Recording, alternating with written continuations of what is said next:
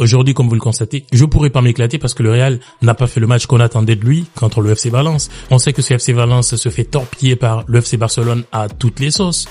Récemment, c'était 7-0 contre le Barcelone, mais le Real, quand ils arrivent, je comprends pas ce qui leur arrive, je comprends pas pourquoi il y a une telle différence, il y a un tel gap entre ces deux formations. On peut peut-être essayer de trouver des explications. Moi, déjà, la première chose que j'ai envie de souligner dans cette défaite, c'est qu'aujourd'hui, le Real n'avait pas vraiment son équipe de feu, n'avait pas son équipe type, parce que déjà, au niveau de la défense, on a vu la blessure du gardien de but, des deux gardiens. D'ailleurs, Courtois et Lille n'étaient pas là, du coup, c'est un gardien de l'équipe B, justement, qui s'est retrouvé titulaire pour sa première fois. Ça, déjà, c'est un facteur déséquilibrant pour l'équipe, donc on peut essayer de trouver des explications par rapport à ça. Et au niveau du milieu de terrain, le Real quand même était là. Le Real, dans sa composition, a retrouvé quand même des cadres. Donc, on ne peut pas comprendre cette défaite aujourd'hui du Real. Pourquoi le jeu n'a pas été aussi fluide, aussi facile, aussi créateur d'occasions sur le front de l'attaque? Ça, c'est les questions qu'on peut se poser.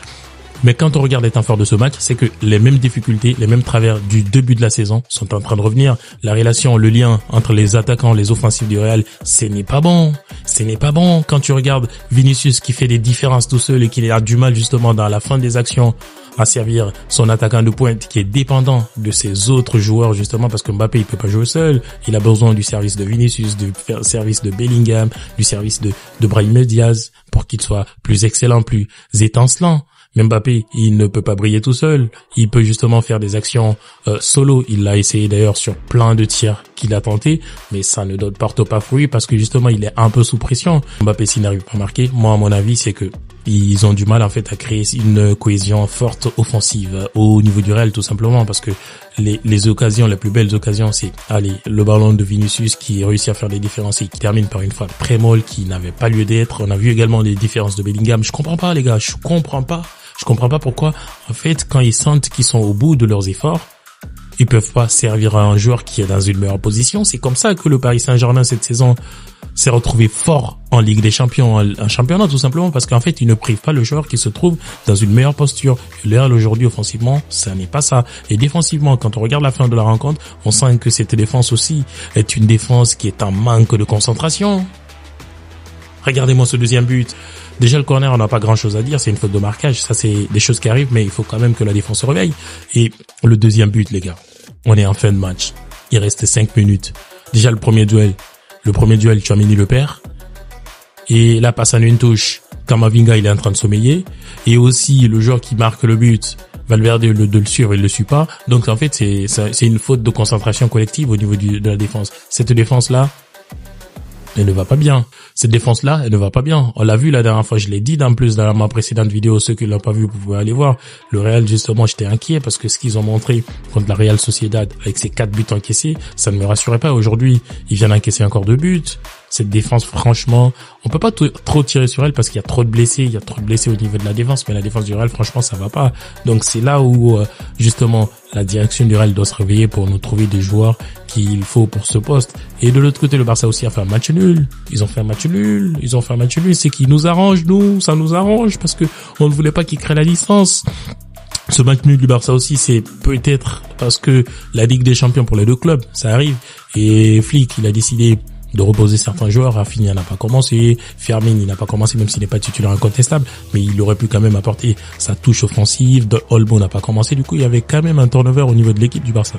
Et ce turnover a permis à l'équipe de reposer certains joueurs, mais les conséquences négatives c'est le manque justement de création, de créativité offensive. C'est vrai qu'ils ont eu des occasions, on va pas dire que l'absence de Rafinha a vraiment empêché justement l'équipe de créer des occasions, mais ça a quand même empêché l'équipe de libérer Lamine Yamal, parce que si toutes les attentions du Betis Séville sont sur Lamine Yamal, forcément ça va être compliqué pour lui d'être étincelant. Bien, aurait pu changer ça, mais globalement, on ne peut pas. Mais globalement, c'est parce qu'on va accuser, on va tout simplement retenir que le Betis Séville a été très fort. Aujourd'hui, dans ce match, ils ont eu quand même une défense, d'ailleurs, très très solide. Marc Bartra, l'ancien du Barça, a montré tout ce qu'il fallait faire contre le Barça. Il avait une rage, il devait montrer à cette équipe qu'ils l'ont pas libéré parce qu'il était nul, qu'ils l'ont libéré parce qu'il l'aimait pas, tout simplement parce qu'il a fait un très très gros match. Et le Betis aussi avait quand même une équipe solide, hein. Ils ont une équipe qui a de la consistance, ils ont une équipe qui a de la technique, qui a de la possession et qui a causé énormément de soucis, surtout qui court beaucoup après le ballon. Ça, c'était intéressant. Donc le Barça avait un adversaire en face. Peut-être qu'aujourd'hui, la pression de creuser l'écart avec le Real leur a pesé sur la tête, je n'en sais rien. Mais ce qui est bien, c'est que le Barça a fait un nul, donc les enseignements qu'on peut tirer, c'est que la Ligue des Champions peut-être arrive bientôt, surtout pour la semaine prochaine qui commence, le 8 et le 9. Le Real joue le 8 contre Arsenal, le Barça contre Dortmund le 9, donc c'est peut-être ce qui a expliqué ces contre-performances de ce week-end. Attendons de voir ce que l'Atlético fera demain, parce que pour le moment, il y a 4 points d'écart entre le Real et le FC Barcelone. L'Atlético peut peut-être rattraper le Real, mais je pense que cette saison, cette Liga-là va plus être pour le Barça, parce que on sait que le Classico il arrive bientôt, et le Classico en général pour cette saison ça tourne en faveur du Barça. Le contenu il est là, le Real dans le contenu, ce qu'on a vu hier, ce qu'on a vu contre la Real Sociedad, ça n'est pas bon les gars, il faut être réaliste. Moi je suis supporter du Real, mais il faut être réaliste. En ce moment il y a énormément de soucis, dans l'élaboration du jeu. Bellingham il joue beaucoup, hein. Il apporte énormément au sein du Real, mais est-ce qu'il y a vraiment cette attente collective? Est-ce qu'il y a vraiment cette relation entre les joueurs? C'est ce qu'on attend les gars. C'est cela qu'on recherche. Il va falloir qu'ils la retrouvent. Il va falloir qu'ils travaillent les uns pour les autres. Ça serait très agréable de les regarder jouer, les gars. Ils l'ont fait un début de saison où quand ils ont remporté la Super Coupe d'Europe contre l'Atalanta. Mais on ne le voit plus, cette entente, les gars. Il va falloir leur dire ça. Si tu as aimé cette vidéo, like et abonne-toi. Ciao.